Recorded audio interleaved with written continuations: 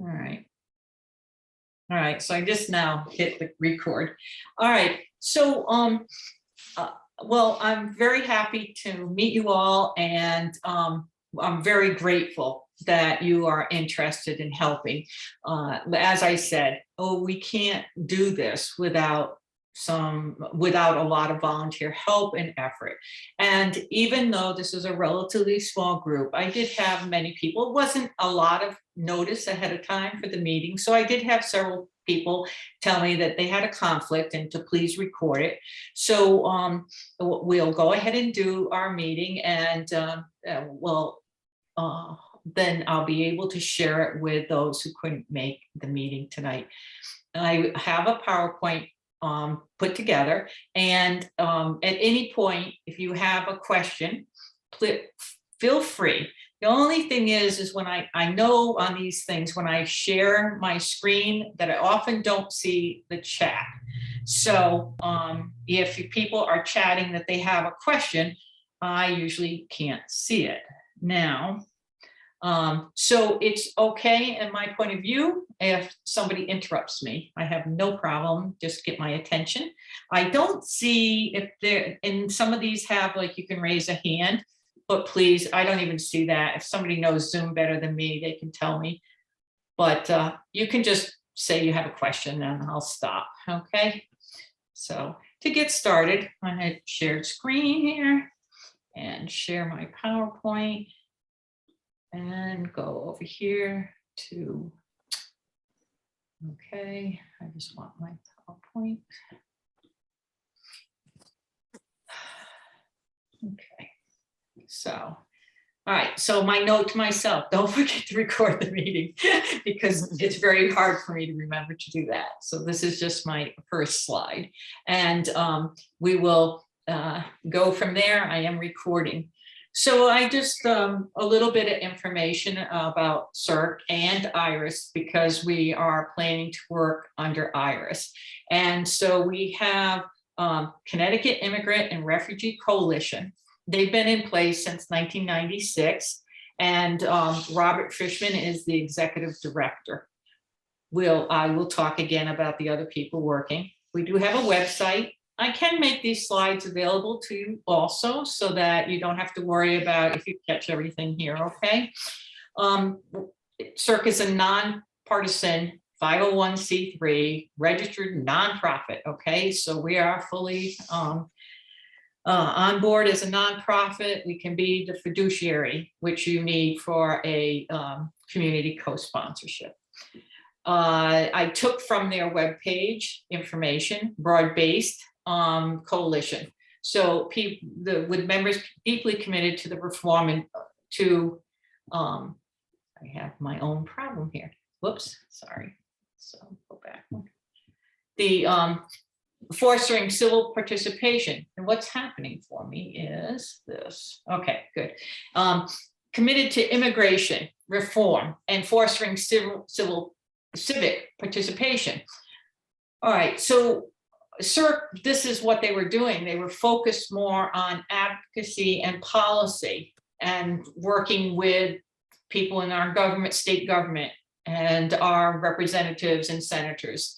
But they just have recently decided they want to actually be more an active participant in working with refugees, immigrants. And so that's why we have, CIRC has moved in the direction that we're moving now. As a co-sponsorship, we are setting ourselves up working under IRIS. IRIS is out of New Haven, and they have been in operation for more than 40 years. And they have, they're the main agency or organization in Connecticut for placing the Afghan refugees, who are actually not called refugees. They're called humanitarian parolees. But that's a mouthful for me, and it's not a word that most people are used to hearing. So we use the word refugee for when we're talking about them. So not to be confused with legal specific terms. All right, so IRIS is also nonprofit. Their mission is to help refugees and any displaced people, and to create a life in Connecticut. And their website is here. Now, the idea of the community co-sponsorships, which I initial CCS, and it really is alphabet soup in this world. So, but the community co-sponsorship or co-sponsorship under IRIS, and this is also taken from their website. So it is their practice to work with community groups. So IRIS will directly place immigrants in Connecticut, and they will provide all the services needed for the immigrant or refugee family unit. And then in addition to that, IRIS is very focused on using community groups to also place people who come in. And so a community group is under the umbrella of IRIS, gets direction from IRIS, but actually does the placement. And as we talk more, you'll see what all that involves, because it's from start to finish. Every part of placing people in Connecticut are done by co-sponsorships. And co-sponsorships, there are many across the state, and they have been in the past. They are often associated with a house of worship, church, synagogue, mosque. It just is one of the places that people involved in these institutions, I guess I'll call them, but tend to want to help in these situations. So a lot of the co-sponsorships have been with groups from churches or synagogues, etc. But it doesn't have to be. And so in this case, we want, as CIRC, to be doing a co-sponsorship under IRIS, and we actually have paid staff for the co-sponsorship, which is not always the case. I would say most times it's all volunteer. And we will follow the guidelines from IRIS and work with a group of volunteers like yourself, and so we can place one or two families, Afghan families that are currently at military bases. We hopefully will be getting a couple that we can place in the area around Hartford. So, okay. So, and this is taken from their website, and I think the last line, they see it as a collaboration among IRIS, the community group, and the refugee family. So the refugee family is part of it. All right, so here's the staff. We have, as I mentioned, Robert Fishman, the executive director. Gunnar Heinrich is the managing director, and Michelle Walker, Carol Walker's daughter, is the director of programs, and she's administrator for this co-sponsorship we're setting up. And I, Deborah Zanella, am the volunteer coordinator. I am also a volunteer. So if I don't do a good job, you can't fire me. All right, so now when we talk about the resettlement, we can stop and think about what the goals are of it. And, you know, people come, they are, as Dan mentioned when he was talking about working with other families, and some of you have other experiences, you know that when these people come to Connecticut, they will be coming with, first of all, these people are coming with very little. And second of all, a lot of what they'll be dealing with is going to be very new to them. And they'll have a lot to learn. And in many cases, part of that will be learning English. I can't imagine really what this must be like for some of them.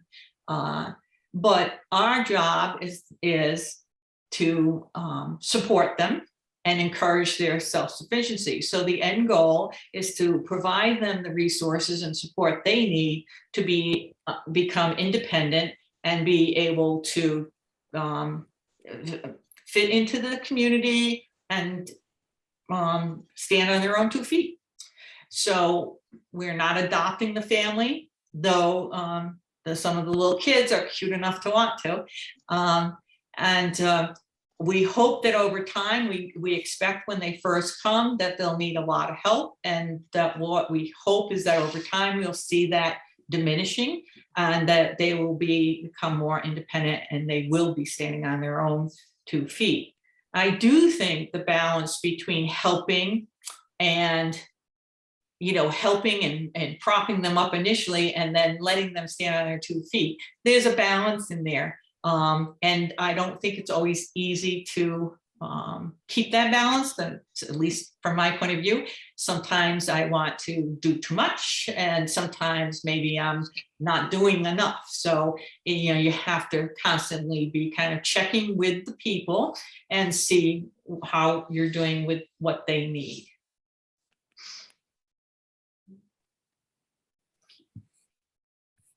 And I do know some Afghan families that are here, and I have been involved.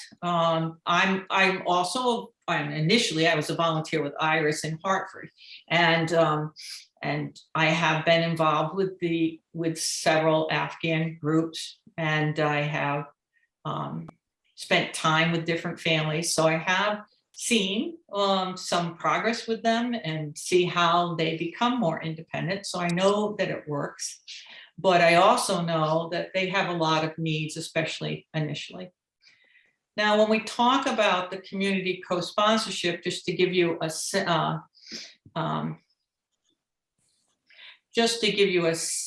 of this meeting is being recorded. Oh, thank you. So the sense of the kinds of things that we're responsible for. Now it's recording me. Can you hear me double talk here? Mm-hmm. Okay, why is it doing that? Let me see. Stopped. Okay, good, thank you. I don't know exactly what happened, but okay. So when under IRIS, we as a co-sponsorship, we will be taking care of almost every task involved with resettling a family in the community. So there's quite a bit to be done, and we have dedicated staff and we have volunteers. So my feeling is that we can make light work of it, especially if we have the more people, the more hands involved, the lighter the work will be for any one person.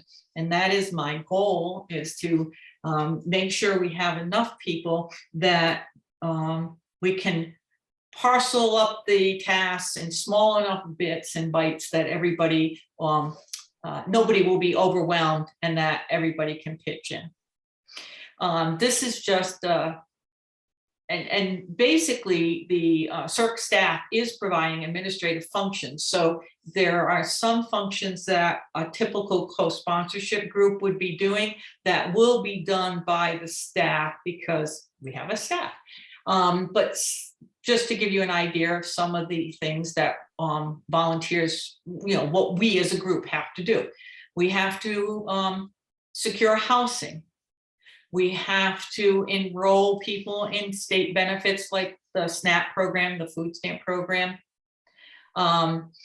We have to, there's a lot to be concerned with healthcare when they first come in this particular situation, because first of all, there is a requirement by the government, and under IRIS, it's spelled out that a medical examination must be done within the first 3, I forget now, first 30 days there.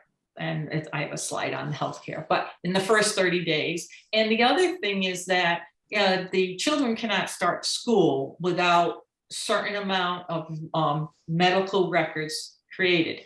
Now, with this particular group, and like other groups in the past, but this particular group, they left in an emergency situation. They could not take anything with them. So they are showing up without any records of any vaccinations that they had as children, immunizations, anything like this. So at the military base, they start treating people and giving them your traditional vaccinations that you even get as a child. I'm not a nurse, so maybe Carol, who is, can talk about that a little bit, but right now, let me just continue lightly here with this. So then another area is school, getting people enrolled in school, getting adults enrolled in English as a second language classes. And there, so there's a lot to be done with schools. And like I said, you have to have the medical reports first. So families I know, their children have not gone to school for a couple of months after they get here. Another area would be helping them secure employment. The community orientation. I see this as a couple of you mentioned, interest, Sally, I think, about assimilation. And so this would kind of fall in here. Somebody else, Caitlin, I think you were talking a little bit about stuff that might fall in here too, about, how people adjust, what they need to learn about how things are done here. So that's one area. And then another area is transportation. And like this list is not the whole list, and I will be breaking it down more, but transportation, they will need transportation.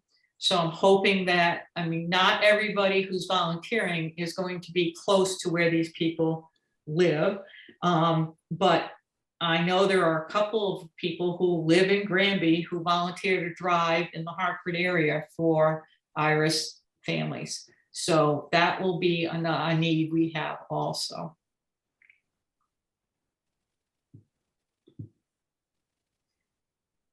So, all right. We are using a model that is put up by IRIS, and you organize volunteers into teams, and each team has a component of the process, what needs to be done, similar to the list I was just talking about. And so we ask volunteers to sign up for teams. You can pick what you are interested in, of course, and you can work in more than one team. That's okay. Each team will need a leader. Typically, co-sponsorships have two individuals work together as co-leaders of a team. It may not be necessary because we have Michelle Walker as the program director, and since she is a paid person, she on staff here, then she can serve as the second person for each team. And then so we'll think about just one volunteer that will be the leader for the team, and keep the team coordinated, keep track of what's going on, make sure the team is doing what they need to do. And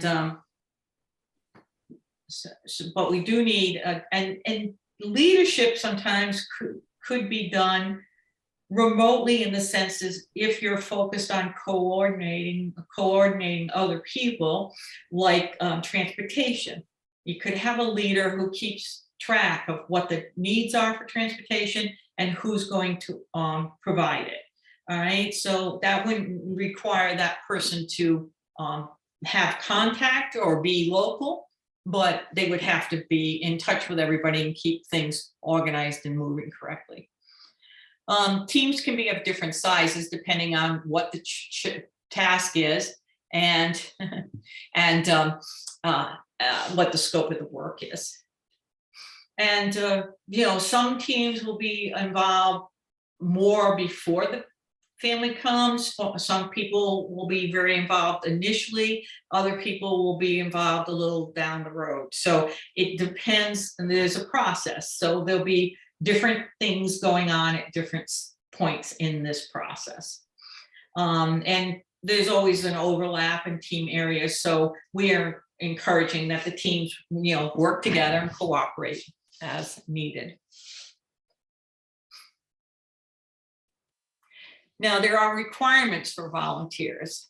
So I have indicated in my past emails that all volunteers must attend your IRIS co-sponsorship. Every time I hit my thing here, sorry. Co-sponsorship training. So this is different than the training that people who have volunteered for Iris and Hartford would have taken. This is specific to the co-sponsorships. And we did provide links, and they're for videos of this training that was done in November. And they're on the CIRC webpage.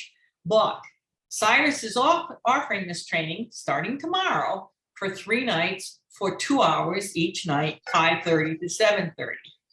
So if you haven't done the training yet, or watched the videos, you can join tomorrow. Now, I will have to send out that link for that training because I didn't do that. I don't think yet, but I can do that after this meeting.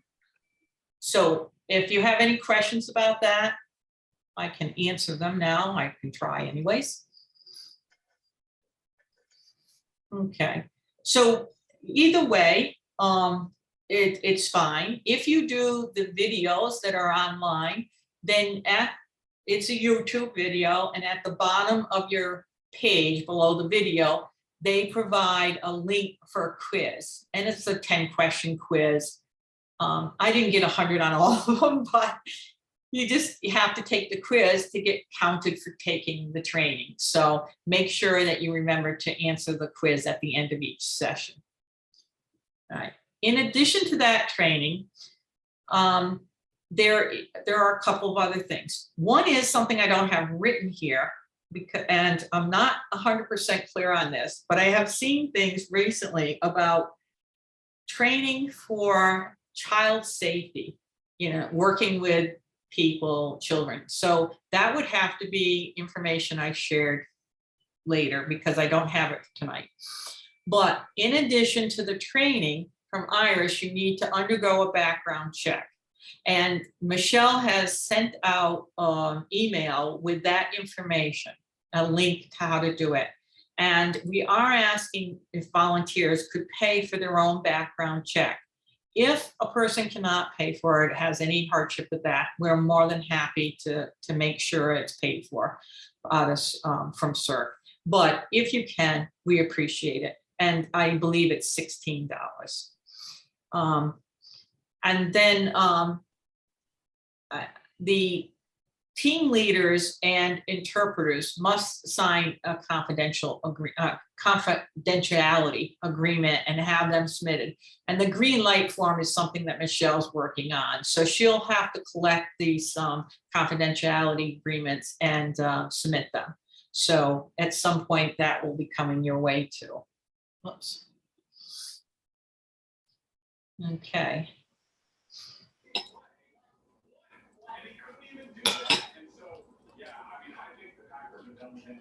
Okay. Please make sure you turn off your, you mute yourself. Okay.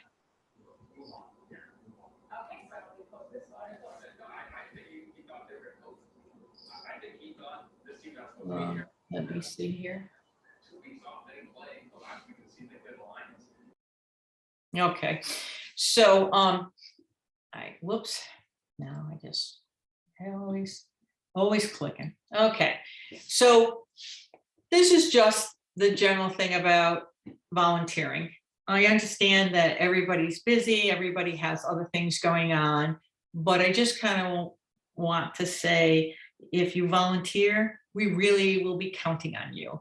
And so we want you to be realistic in terms of what you commit, your time and your energy, and as little as as little or as much as you want, whatever fits. And if things change, you just speak up, okay?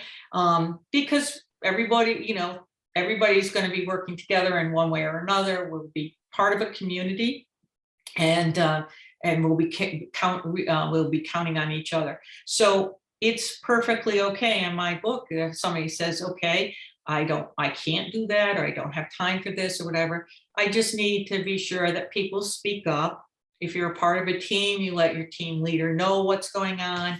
And if you're having any problems with what you're doing, if something has gone awry, hopefully it doesn't, but usually it does, right?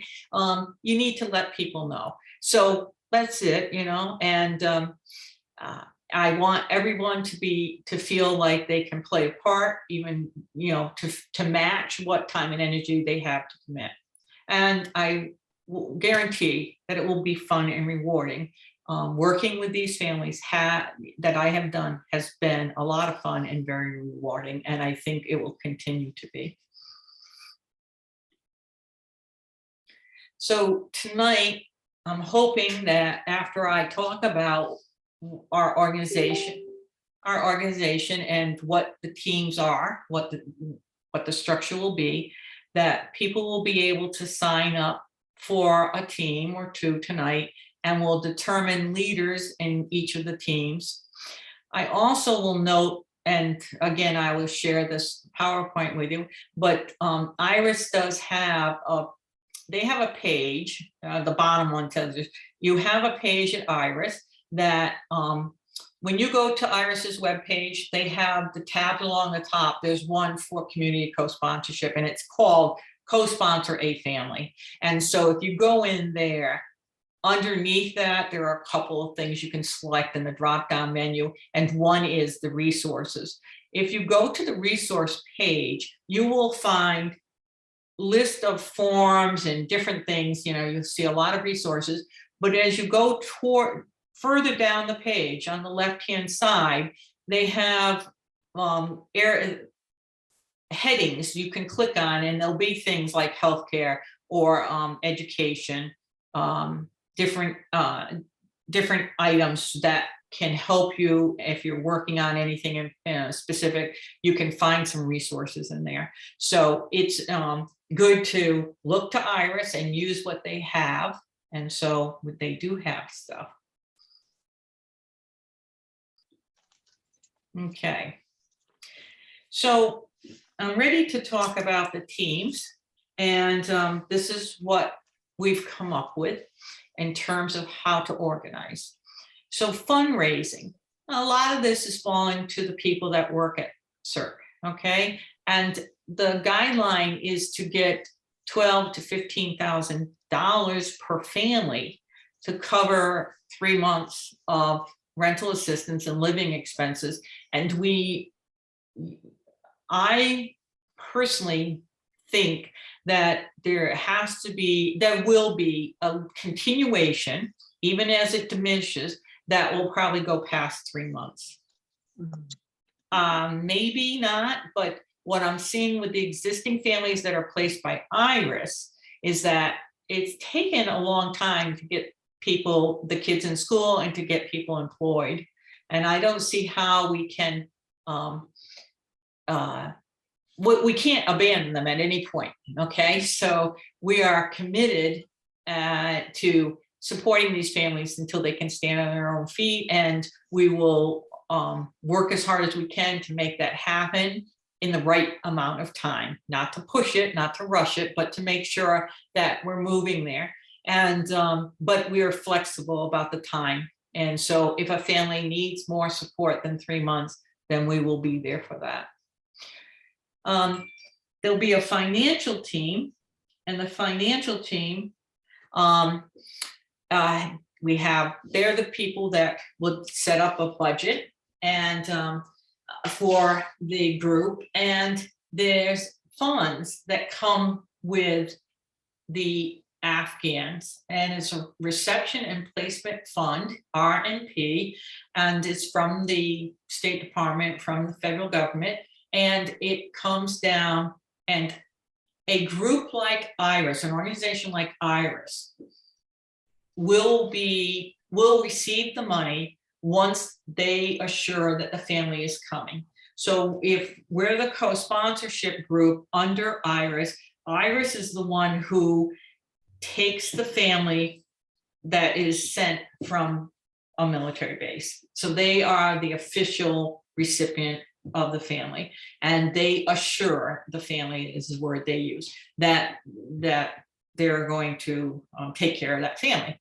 And so the federal government will send the allotment per person to IRIS. So every Afghan person that is being resettled has an allotment, and that will go to IRIS. And part of that money that goes to IRIS is used as a fund for the living expenses, this resettlement expenses of the family.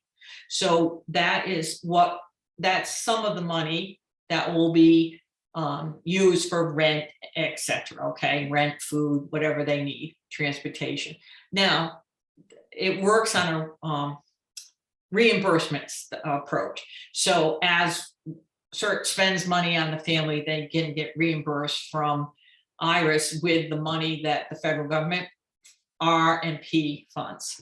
Okay, and the financial team would also oversee resettlement distributions. This will be from probably Michelle as the person who will take care of the expenses in terms of working with IRS.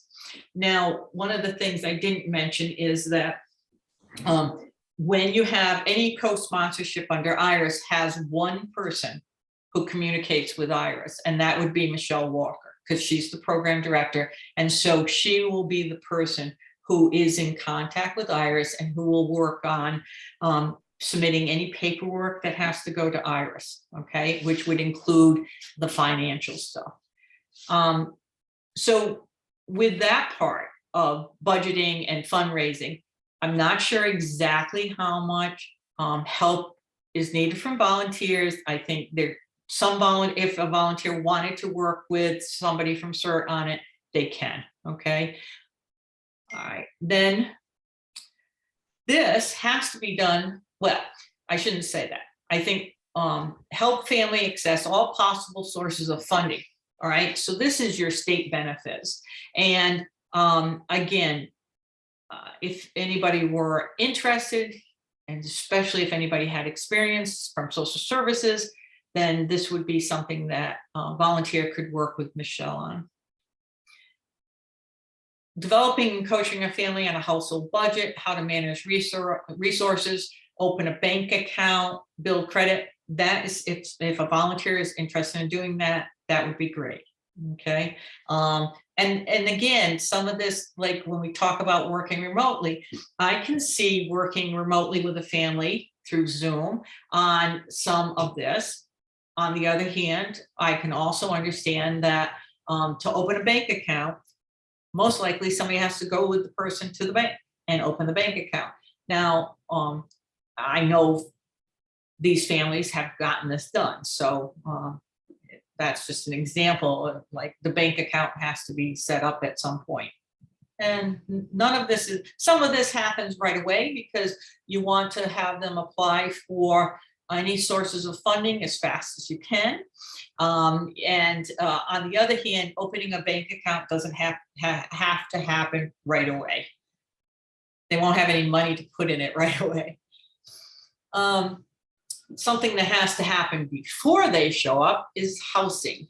So we need to find affordable apartments, and these apartments should have access to public transportation and other resources. So basically, we don't want them in the rural areas. Granby is a lovely place to live, but it would not be really helpful to them to be put in Granby.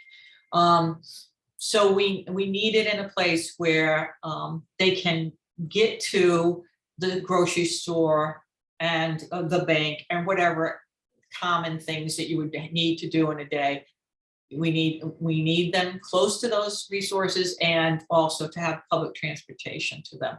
ESL, I know in Hartford, the Hartford Public Library also offers the ESL classes, and so clients take the bus to the library to get their classes.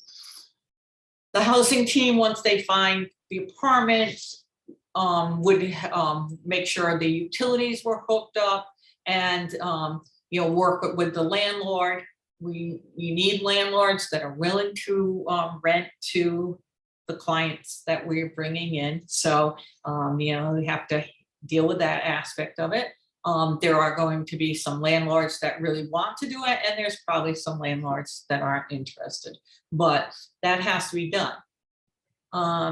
Once the house is set up and the family arrives, then the family needs to understand how to operate their house. So, you know, the issues about, and I thought that some of this could be done with labels at the house, because some houses, you know, light switches should always have labels because they work in a really strange manner. You know, you can't tell what that switch goes to, but they'll need some education on the appliances in their house, the maintenance expectations of the house and whatnot.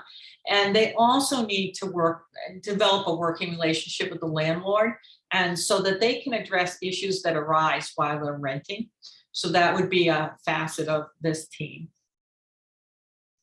Now, the fun team is the apartment setup team. So here we have to provide not just the apartment, but we have to provide everything you need in an apartment. And there is a checklist from IRIS. The checklist is pretty basic, okay? So, I mean, if you think, okay, kitchen table and chairs, couch, coffee table,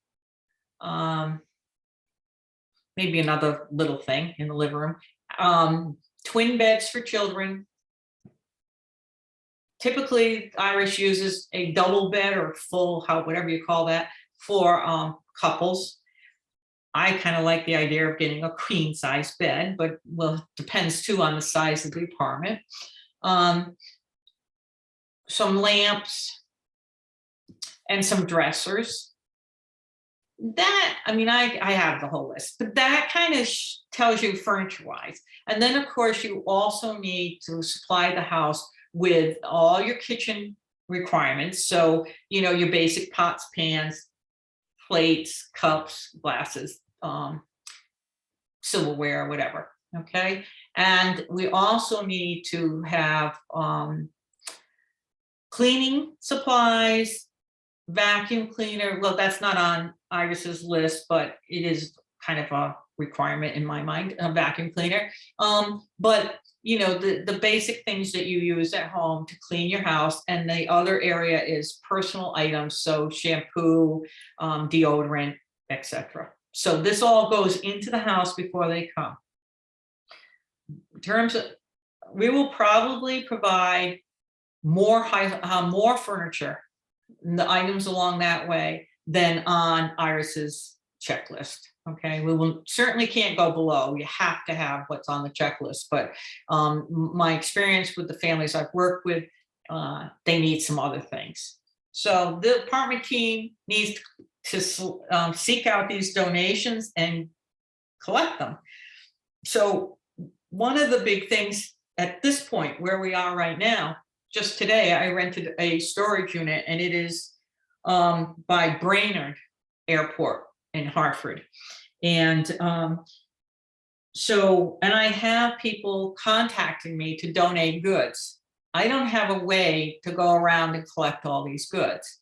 So working on that, and you know, it would be really good if I could find somebody who had a truck or a van who was willing to spend some hours doing this. So that is kind of on the plate right now. I'm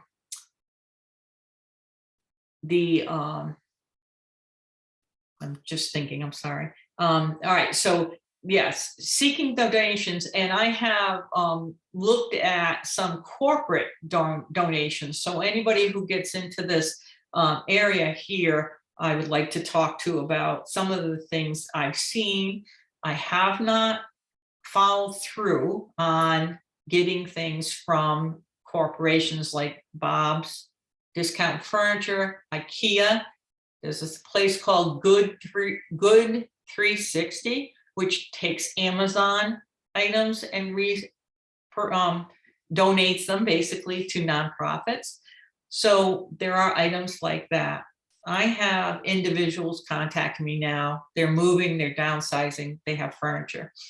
Again, I can use my SUV to pick up, and I've been doing this for several months now because I did it for Iris, but this business about picking up loads full of things and passing them out. But when it comes to furniture, I'm not really able to do that. So that is a need. And if anybody knows anybody with a van or a truck or a moving, business or anything like that, please let me know. So then you take all the stuff and you put it in the house and you make the house look as nice as you can.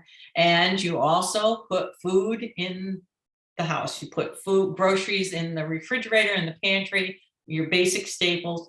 And at this point, we would be thinking about culturally appropriate foods too. They eat a lot of, they use a lot of the same foods we use. So, you can buy, when we know they're coming, we want to buy items that we can put in the refrigerator so they'll have something to eat for the first 3 or 4 days before they can get to a grocery store. All right. And so many things are standard. The main thing is that their meat and cheese should be halal. Fish is halal as it is. So fish is fish and there's no problem there. But meat has to be butchered in a certain way or slaughtered in a certain way. And so that is critical. And the other thing is cheese.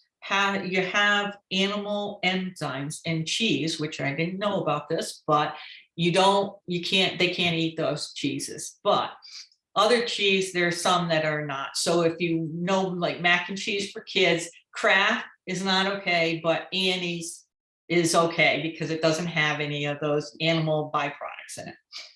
So that's what I've learned so far. And then we have education team. Am I doing okay from your listening point of view? Anybody feedback here?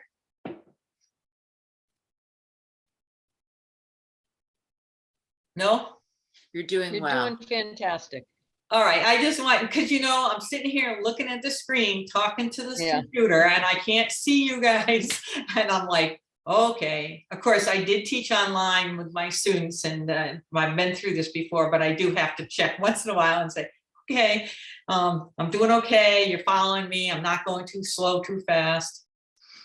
Okay, so education, very important, obviously. So you need ahead of time, people need to understand the registration process for the school district that we'll be looking at and find out what the resources are for English students that come in without English as their primary language, people who are have minimal language, English language.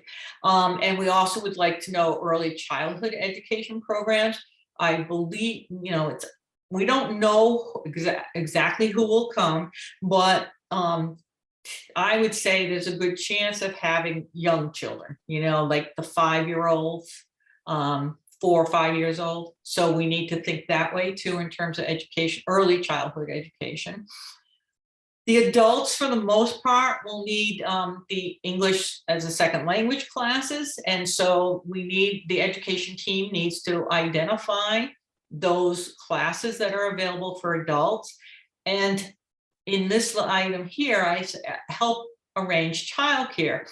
And there's a childcare committee. All right. And so it would be coordinated between the English education team. It's like, okay, I want to set up ESL classes for these adults at this time. These are when they're offered. When does the child care committee have somebody available to do childcare?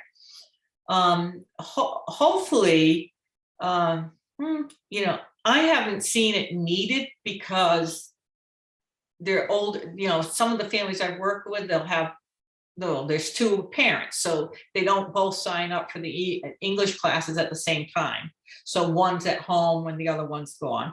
And also there's some families I've met where the oldest child is old enough to be left in charge of the kids while an adult is gone during the day for class.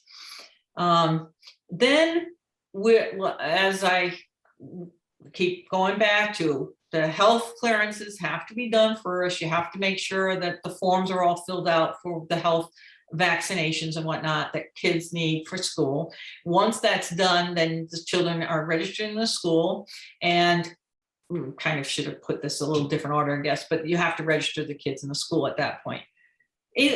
Registering adults in English language class, I kind of should move that around on this slide. That's just a matter of signing them up and having it coordinated with the child care. But you have to get the health clearances before you can get the kids in school. That can be very time consuming. A family I know who came October 23rd, their oldest children went back a week after the first of the year they started school. So from October 23rd till somewhere like January 6th or whatever it was, they were not in school. So it can take a while to get everything, all the ducks in a row. And then the little bit of navigating with the public school bus pickup and drop off. It's not a big deal. You just have to have the information and make sure they understand what they're doing. If children are close enough to schools, they will have to walk and a parent will walk them. And what I did with one family that I know is I walked with the mother and the children to the school prior to them starting school. So one day we took a walk, we went down to the school, we got into the school and just went in the front office and introduced them. And, the staff was really nice and talked to them and explained a few things, but it was just an impromptu, let's go and let's see. And so that was what I think that was what they needed, and that was fine. And then you can act as a liaison with the school while the children attend. And I think this, in some part, Dan was talking about the letters that come home. So one of the concerns is the papers that come home from school, and if the parents are going to fully understand what the school is sending home. So that would initially be something that you would want to look at. Healthcare. Okay, so each refugee, second item, each refugee has to have the refugee health assessment within 30 days of arrival. So that's right at the top. Before they come, the first item here is to identify the providers that will take Husky, because that's what these people will be using for their insurance. So primary care and mental health providers who will accept new patients with Husky, and also will provide interpreters. Now, I have had one trip to CHC, which is Connecticut Health Care, or I don't remember, but CHC is the health group, health center that Irish uses for these people. And I have made one trip to one of those, and I did not go in with anybody. I was just providing transportation. Only thing, when you provide transportation to something, we have to remember they also have to be taken home. So I took them and I waited with them. Now, I did this one time, so maybe in the future, what I would do is take them and leave them and then come back for them, okay? Because it will, depending on how many people you're working with, but it's usually, it was a long time, and there were 2 other drivers working for Iris, and we all had to wait quite a bit. So keep that in mind. But I was there, and I don't know that they provided interpreters, so I'm not sure. But I've been in St. Francis Hospital, and they clearly provide an interpreting service, a translating service. They call on the phone and they get somebody of the language they need. And that person typically seems to me, from my limited experience, but it's that somebody who is comfortable with what a health provider might want translated, okay? So they seem to understand what a doctor is talking about, which is helpful. Not that I always understand what a doctor is talking about, but translation is, especially for important items like healthcare.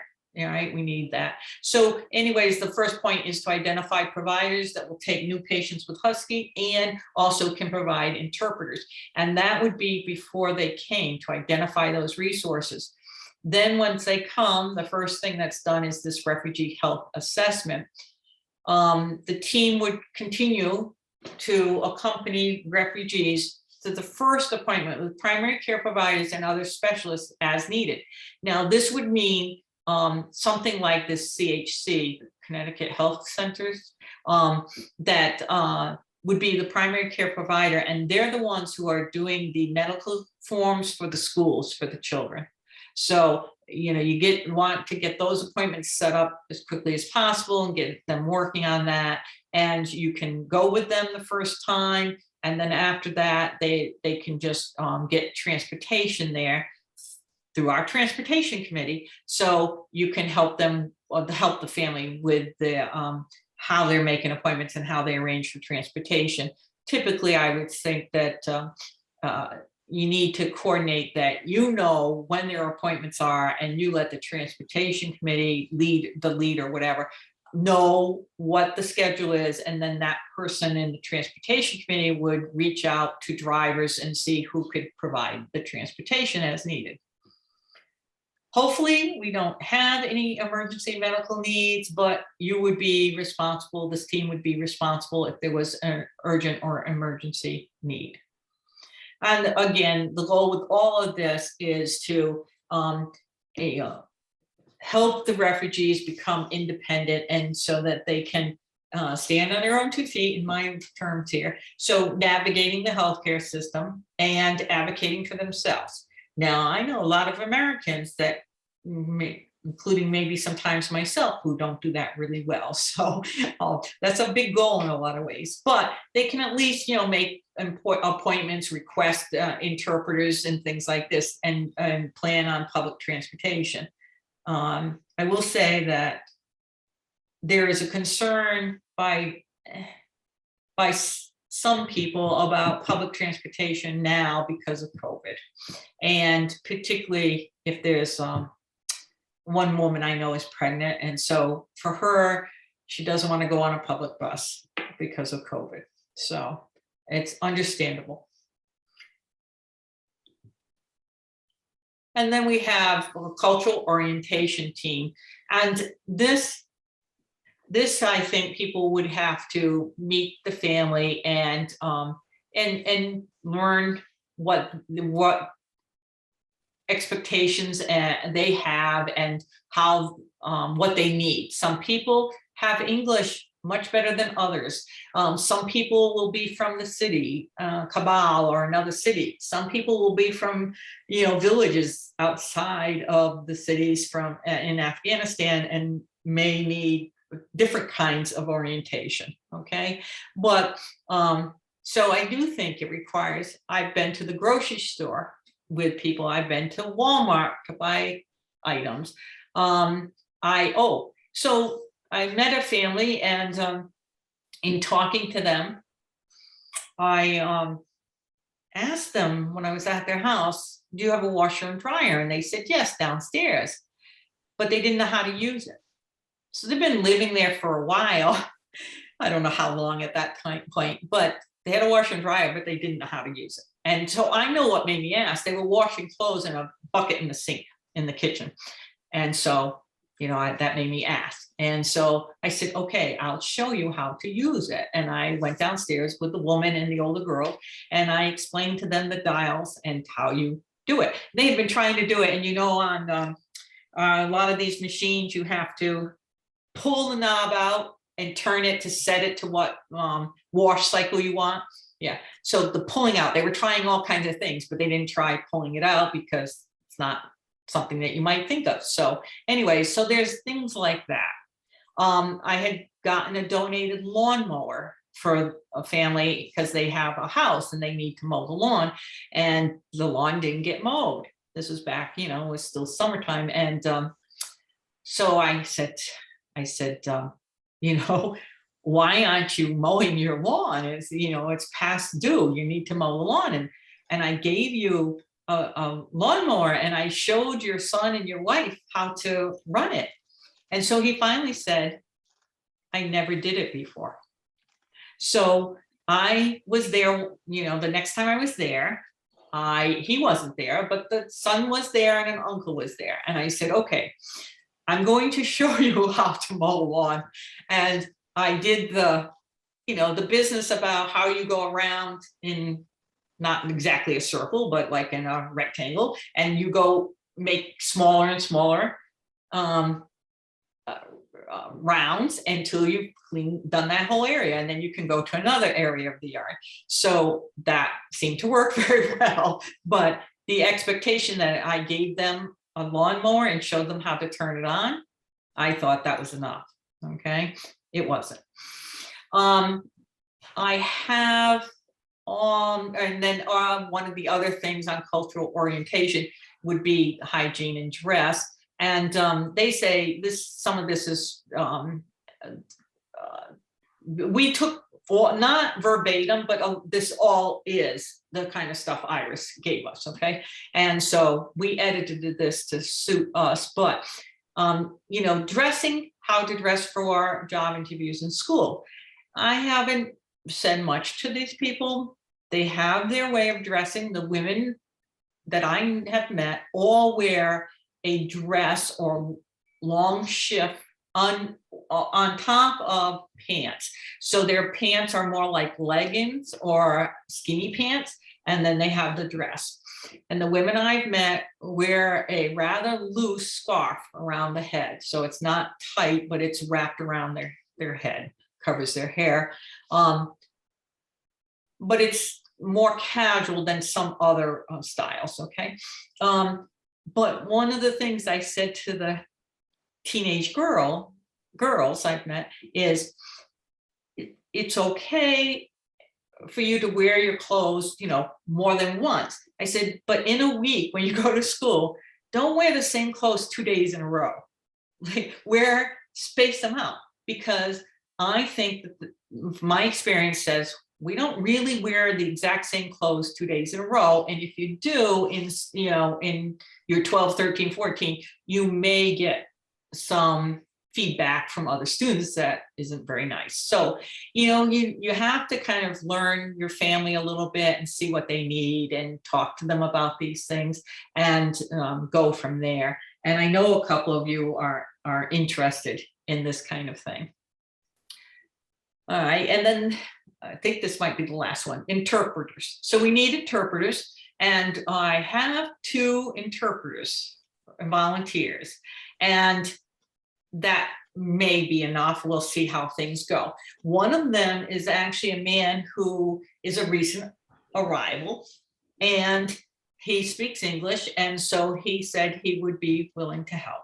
And so that's one. And the other one is a volunteer. I think a volunteer that somebody from CIRC has worked with before, or they work with Iris also.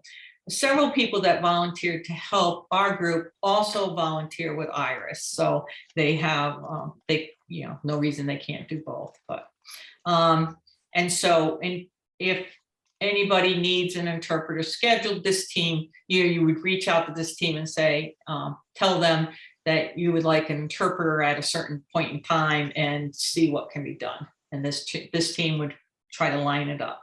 And I do think that, employment, certainly, but I think and healthcare, if they don't provide it, but I think you might find that healthcare, most of the places that you take them, work with people who don't have English, and so they're used to using a service for professional interpreters. Okay, so got a few more here. I can't see my whole list either. So employment team, ahead of time, identify potential opportunities. We don't always know. We don't always know before people come who will be coming, and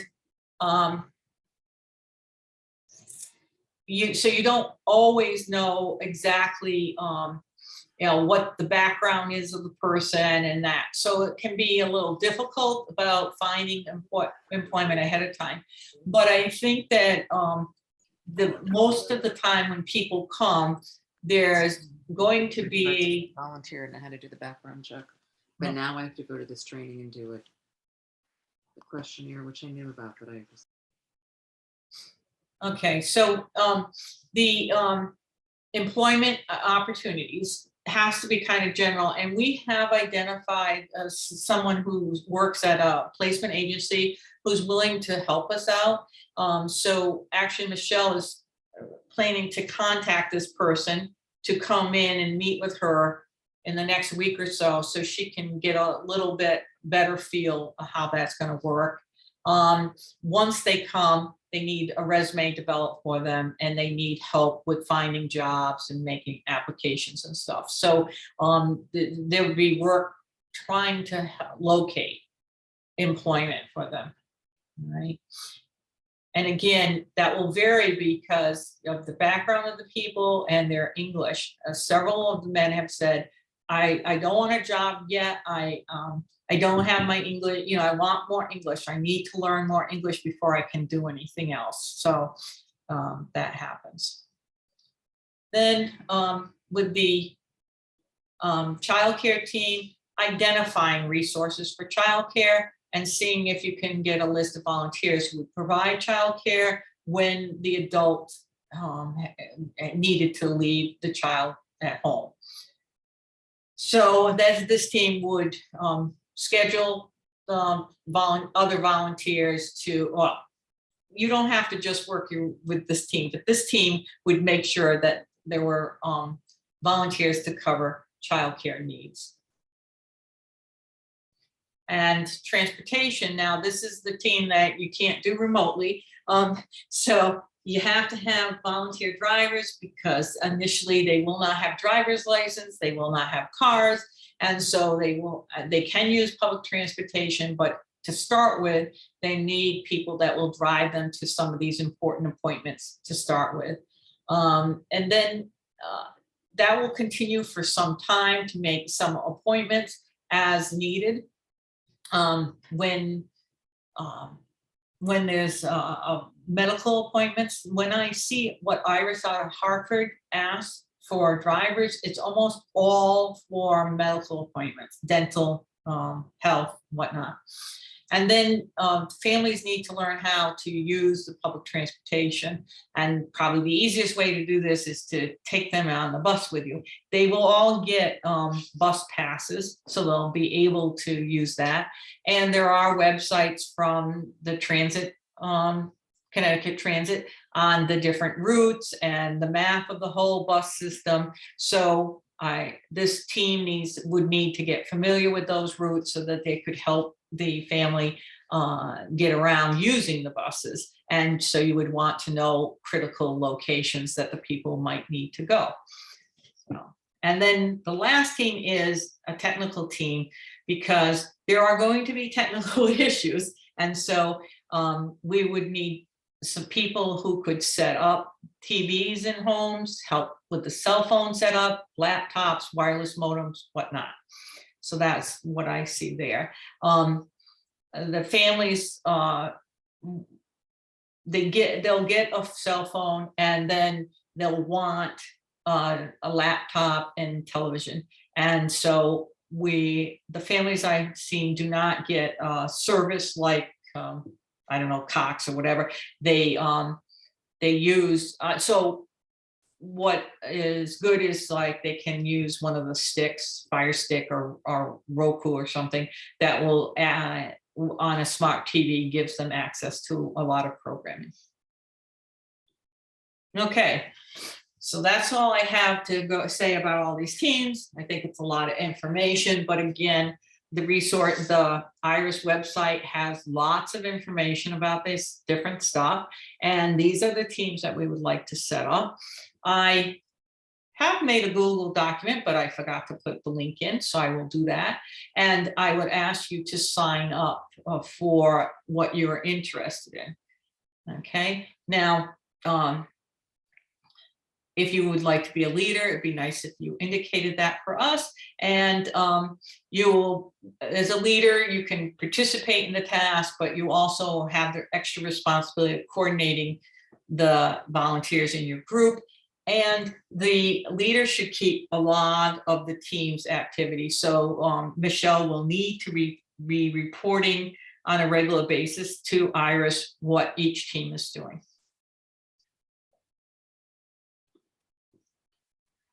And my last slide, I cannot thank you enough. Yes, I am extremely grateful that you are interested in helping with the Afghan families. And from my experience, I find it extremely rewarding. They are very warm, welcoming, kind people, and they are very grateful for any help they get.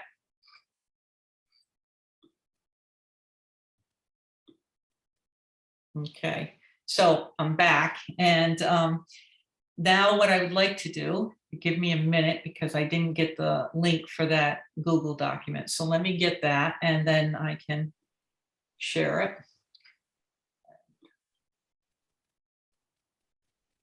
Okay. This is a problem with all these different electronic things, is then I get lost in what I'm doing here. Deborah, was that just the spreadsheet you sent out earlier? Did I send out? You sent a link and I opened it and it was just a spreadsheet which had, like, the name and what you'd be willing to do. Okay. Document. All right, thank you very much. That is what I meant to send out. And so that's a shared Google document that you can fill in. Thank you, Dan. So you can just fill in your information there and indicate what you're interested in.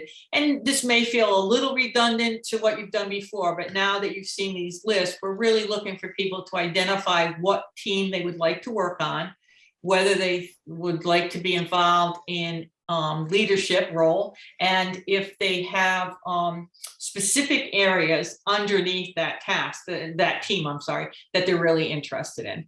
So for example, education, if you're really interested in doing some ESL teaching, what I found was that for example, the children, if they're not in school for a long time, then they could do ESL remotely with a laptop. Okay, so I tried that with a volunteer, and we had mixed results, success with it, but I think that is one thing that could be done. One of the things I would like to have to give to each family is a laptop. So that's part of collecting donated goods. Any other questions? I have another question. Excuse me. Go ahead, Dan. That's okay. Another Dan. question. Are you trying to put together 2 teams for 2 families or 1 team to handle 2 families? That's a good question. Typically, you would do 2 different co-sponsorships for 2 families. I think that that we're probably gonna, if we get 2 families, they will be connected with each other. Okay, so that we will probably just work with 1 team for the 2 families, and it'll be at the same time. Initially, we were thinking that we'd work 1 family and then start a 2nd family. Right now, it looks like we may get 2 families at once. If that happens, then I think that the teams probably should just, what you do for 1 will need more people, but the teams could be the teams. So I think that we don't need to necessarily separate them. I will check with Michelle about this tomorrow, and I can make sure that what her thinking is on it, but that's a very good question. Okay, and all right, Lori or somebody else had a question? Mary, I do. Yeah, good. Since this is my first introduction to this, could I get a copy of the PowerPoint so that I can look it over myself and then see, because there are 2 areas that seem to stand out for me, and I'd like to look at it at the PowerPoint. So okay, I will send the PowerPoint to everyone who's here tonight so that you can review it if you want to, and then you can think about what groups. And like I said, there may be a specific task you would like to do in one group and then something else in another group. And so I think you can look at this and you can decide kind of, well, this is what I'm really interested in. Good idea. Okay. All right. Thank you. No problem. Anybody else? Yeah, Deborah, I was wondering if you could give us an idea how many volunteers you have already and how much of what you've described has already been covered by those volunteers, because I have a few different areas of interest, but knowing where you need the most help would help me decide where to sign up.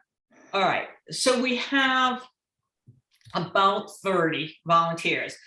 I think we may find some of those are gonna get crossed off for, you know, they're not there. So 30 or so, you know, we still get some names from, CIRC wrote on the webpage, and so we got some volunteers to the webpage.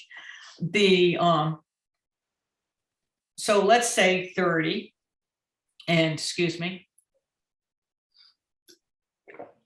No volunteers other than myself and the non-volunteers, the staff have done anything yet.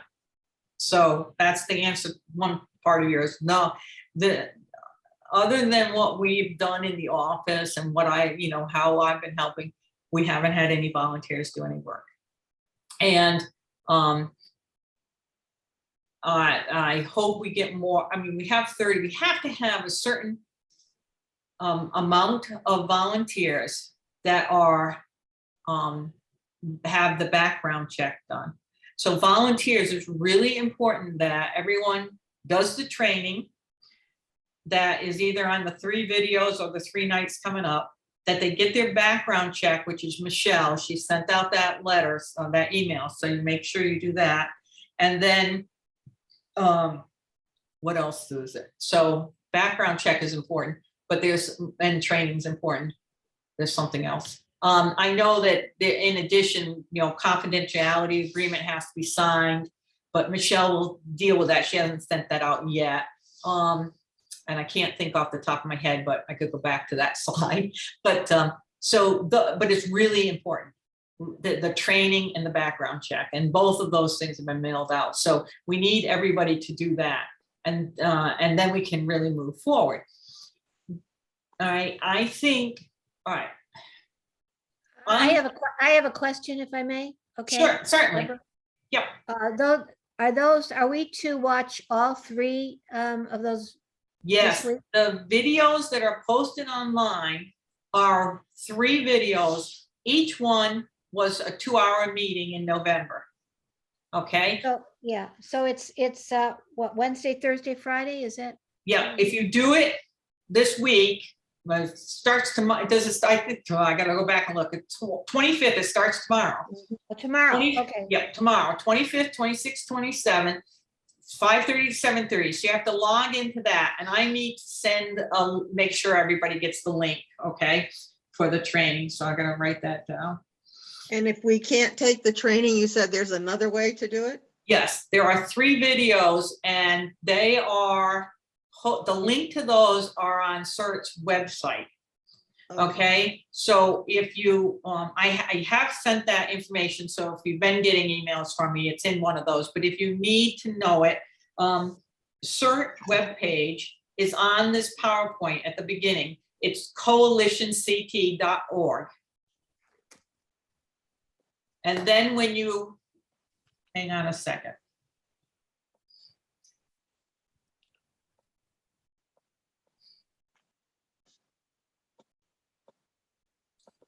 Okay, so when you go in, you will see that, this hits the wrong thing here. All right, so when you go to the coalitionct.org, you'll see a tab along the top that's the Afghan Relief Refugee Program. And Afghan, you click on that, you will see information. You want to go down, and at the bottom there's links. So that's where the link to sign up, that little survey thing, and there's a link for the 3 videos. So that's where you would go to see those 3 videos. When you do the videos, that's when they're YouTube, and that's when you look for the quiz link at the bottom below the picture. If you go to the classes tomorrow night, you know, the three nights, Tuesday, Wednesday, Thursday, then you'll need a link that I haven't sent out yet, and you go in, and it will be led by Iris. They're both led by Iris, but the videos are November. Okay, and so either one, I'm sure they're going to be somewhat the same, probably different people. One of the guys in the video has left Iris, so one of the big guys, so I don't know how much turnover they get, but I guess they get some. So either one. Okay. Thank you. No problem. Anybody else? Carol, did you think of anything to add to the talking about the healthcare? Or did, you know, and just because I know that, yeah, Yeah, I'll, once people sign up and what have you, I think I'll have more to say, Yeah. I know a lot of our students that come as immigrants use a company called First Choice Health Centers. Okay. And they're used to having immigrants and refugees, people that don't speak English, that are, and they actually do a lot to get them hooked into getting their health care and stuff. that's all One good. question I did have, you had mentioned that within 30 days, they have to have been Yes, seen by a doctor. So that's not being taken care of on the military base? well, they do start at the military base. They're all given COVID vaccines, right? And they are also started, and maybe as a nurse you can help me, but you know, the dips and the tetanus and those kinds of things you see on Yeah, some. the immunizations, yeah. Yeah, those immunizations, they start them at the military base. And these kids probably had these before, but there's no records, so they do them again. Okay, and because some of these, and Carol, help me out, but some of these take 3 shots and they're spread out in time, right? So they get the first one at the military base and then they go to Connecticut and they come to Connecticut and they need the second and third. Okay, and they can't go to school until they get those, and they have to be spaced a certain amount. Does that sound correct? Well, I know if they're on, we call it a catch-up schedule. All right, yes. 'cause now they're going to be older, getting their infant, vaccines. Mhm. That, like I know in my school, I'll allow them to start school with kind of proof of an upcoming appointment. Okay, And so, yeah. okay. As long as they have like the start of Mhm. them, I assume districts might look at it differently, so that Yep. would be something that I'm happy to talk to, the director of nursing for the school, if Okay. it's a town other than my school, my district. May I ask a So question? I can definitely kind of overlap with the health and the education Yeah. piece. Yeah. Oh, that sounds good, Carol. And my experience is that the one family, the elementary school took the kids and the middle school said, no, we don't understand why they don't have any records of shots before September 2021. Yeah. And I said, well, I mean, emergency It's a evacuation. pretty easy explanation, Yeah, but like clueless, but anyway, but that eventually got worked out, but okay. Yes, all right. Yeah, next question. Harriet, No um, problem. are you saying that the volunteers have to see a doctor as well? Is No. that? No, you don't have to see a doctor. You have to be aware of COVID, protocol and Okay, stuff. okay. But other all than right. that, no, you don't have to see a doctor. We were talking about the families needing to see Okay. a doctor, and there's a lot that they have to make sure that families get because they didn't bring any medical records with them. So that's all. Thank you. All right, no problem. So, all right, now, give me a minute and see if I can figure out what all right, you said you got that form, so you can fill that out, and you all know how to reach me. So please, feel free to contact me with any questions at any point in time. If you want to learn more about anything in specific, if you want to ask me more questions now, that's fine. If you want to talk to me another time, that's also fine. Does anybody have I anything? just right had one now? more thing quick. I tried to click on the Google spreadsheet and Yeah, it said that I needed permission. I don't know if others had that same experience. So I don't know if you Okay, will get an email so- saying that. all Deborah. right. Dan said he saw it. Did anybody else happen to check on it? Let's see if everybody's locked out because, I was able to access it. excuse me, I was able to access it. enable. No, Okay, I was able. able, okay. All right, good. Okay, so Now- Deborah, if you send it to somebody, Google Yeah. knows that you're authorized. If you just give people the link, it doesn't work, but anything you've set out as a link, two people on your volunteer list should be able to click and open it. So if I send it to them through an email, Well, if you go in the document and you list people who yeah, that's can how I do it. access it, Yep, that's what I then do. Google sends an email out and Right. then Okay. Google knows you can do it. Okay, so what I did is, thank you. What I did is exactly what he's saying. It's when I made the Google document, they said send, and when I said send, I pasted in a bunch of email addresses. So I can try again for Carol, who's having a little problem, but yes, Sally? I can't open it either. Okay, all right. I have to try again because, But I I don't did know why. send you a request. I don't know what that means. okay. All right, so requests should come to me and just trying to see, let me see here. All right, yep, I see Carol's request. So request for volunteer sign up and Sally's. Okay. Okay, is requesting access to this, share. Okay, so I got one that I said share. And that was Sally, and then we do the, whoops, that's not what I wanted to do. And Carol, let me try yours. Share. Oh. All right, did that help? Yes. Sally and Carol? I can now Yeah, let sign me up. see.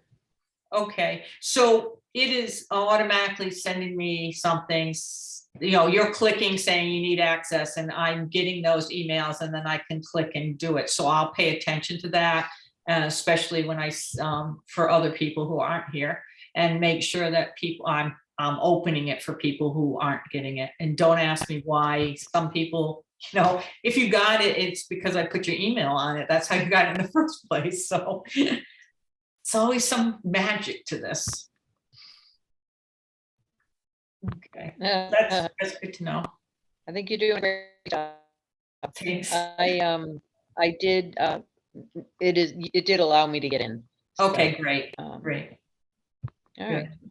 All right, so does everyone feel like they understand what we're doing next? Like, okay, you're gonna sign up and you're gonna make sure that you have met the requirements, and you can, I'll send the PowerPoint so you can even go back and look and see.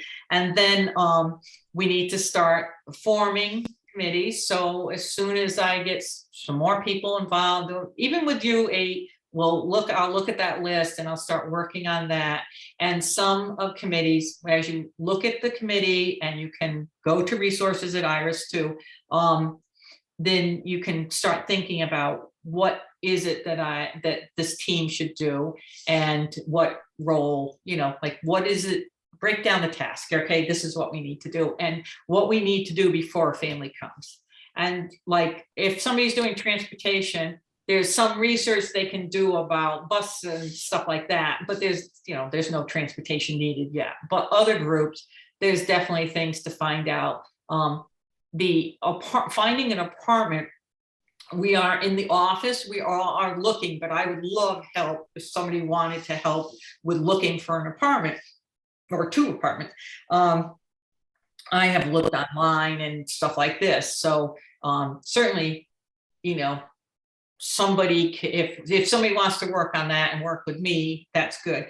The areas that I'm comfortable with are, because I've been involved with it, is the donation of stuff. So I rented the storage space, and I need to kind of coordinate somebody who will help pick up furniture and things like that. I don't want to continue like doing everything on this at all. I have really spent 3 months at least collecting it at my house and driving it to people's house. So hey there, I need other help, but some of this,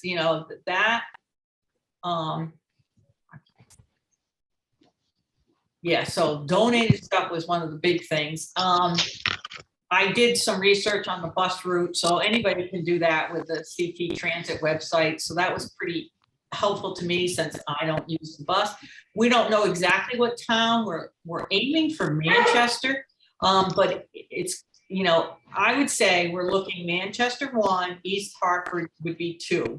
It depends on, finding housing. So this is what we're thinking. We're also, I think it's a fluid situation, okay? So I hope people are flexible enough. It's a little bit fluid right now. Some things still need to be nailed down, all right? So like, where are we gonna be? But I've been looking at housing like online for those areas. I mean, you know, East Hartford, West Hartford, well, not so much. East Hartford and Manchester has been what I've been focused on. Sometimes something will pop up from around other communities. Need to be somewhat flexible. If somebody comes up and says, I have 2 apartments that would be perfect, and they're in New Britain, then I'm not sure that I personally would want to say no, but I have to go back. I'm the volunteer. I have to go back to Michelle and Gunnar and say, okay, you know, somebody is offering this perfect, you know, these wonderful houses or apartments or whatever, and what are we going to do? They're not in the town we were looking at. Okay. There are co-sponsorship families I think I'm in Manchester, Carol, do you know if anybody's placed a family? I think one family maybe is placed. There's family in New Britain. And there's several families in West Hartford. And there's several families in East Hartford. Does anybody else know of I any? know there's, Go ahead, Carol.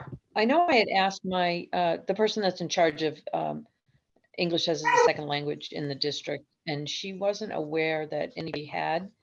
But that was a couple of weeks ago. And I know there was another group that a friend of ours is working on. And like Michelle said, they're a couple weeks ahead of us. All right. So All right. they may have, but Okay. not So, at my school. huh? Not in your. Not at my school, but Okay. hopefully. Yeah. So, but so I do know there's at least 4 in West Hartford. And there's 3 or 4 in East Hartford. Go ahead, Dan. On the location issue, Mhm. I think the research of the transportation and the apartments has to go hand in hand. Absolutely. I mean, New Britain, in addition to having fairly challenging schools, has a surprising number of areas that I know this from experience are public transportation deserts. Okay. So be really careful about, you know, oh, this is a great apartment. It's going to work out great. We had a family that was a mile from a bus stop. Right. In the city of New Britain. And that I'm sure would also apply to some areas of Manchester. So you really got to move those 2 things in tandem. Thank you for bringing up that point, and I think it's a very good point. One thing I had done was spend some time with that map from CT Transit and where the buses go, and with the Google map trying to match, like, okay, on what streets are the buses really going? Because I don't know these towns per se. So it takes a little bit of effort for sure to get familiar, just looking online and getting it. And then the other thing is the trip planner. And so even the Afghans, they have a trip planner kind of thing on their phones that they're using to map it out. But I've done some experiment, like, okay, from this apartment, how would you get to the grocery store or to the public library for ESL or something like that, and found that, oh yeah, it gives you a route. You start looking, walk for 30 minutes.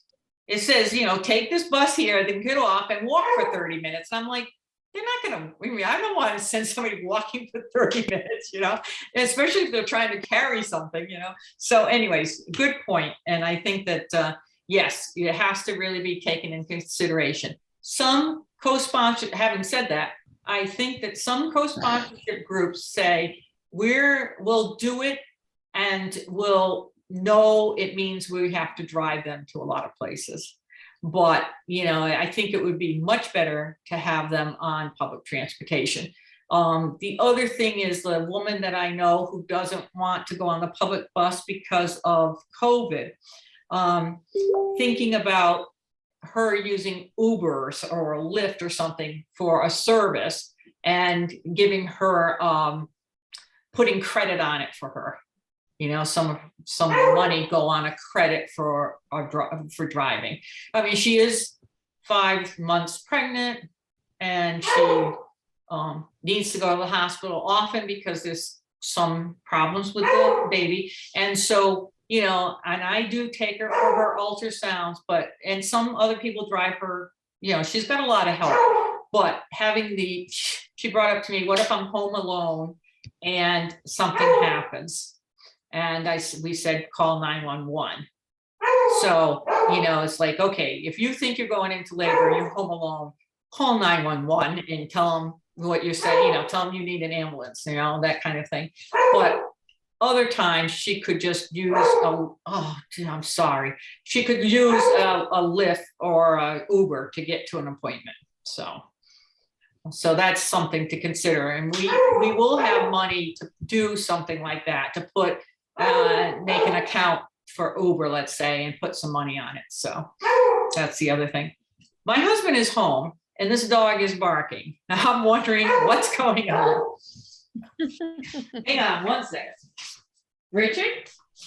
All right, why is he barking? I'm still on the group meeting. Well, can you put a muzzle on him or something? I don't know why he's barking. Okay, neither do I. Okay, so anyways, so yeah, so as you bring up different points, it does kind of bring, you know, it helps when people discuss, because it brings other thoughts to your mind about how things are. So I appreciate that. But we've been at it for a long time, so I don't want to hold you up any longer tonight. I really appreciate it. And please, if you can go ahead and fill out that new form, and don't be afraid to sign up for something. I'm very optimistic. I'm very positive. I have a lot of faith that things work out okay. I don't worry about the details. I just know that it will work. And so, and having worked with some of these families and now being friendly with some, they're resilient. They have resources. We're not. It's not going to be. They have the men in particular, and I don't mean to be so biased, but they are very ambitious about getting a grip on things. And I imagine for them, it doesn't feel good to like not have a job and not have a way to get around and not understand the language. And I find them very motivated to, you know, get the language. They take it very seriously. And then learning how to drive. This is another thing that they want. They want somebody teaching to drive. Okay. So that's not on any of our lists, but that actually is coming up as a request. Okay. So, so they're driven and ambitious, and the kids want to go to school, and the kids who have gone to school love it. They are so enthusiastic about it. So it's really very nice. And I have lots of faith in the whole process. So, all right. And I really, all I can say is thank you. If you don't have any other questions, we can end it for tonight. And then you'll continue to hear from me and Michelle with different things, and we'll get ourselves moving forward. Thank you. All right. Thanks. All right. Good night, everybody. Good night. All right. Good night. Thank you.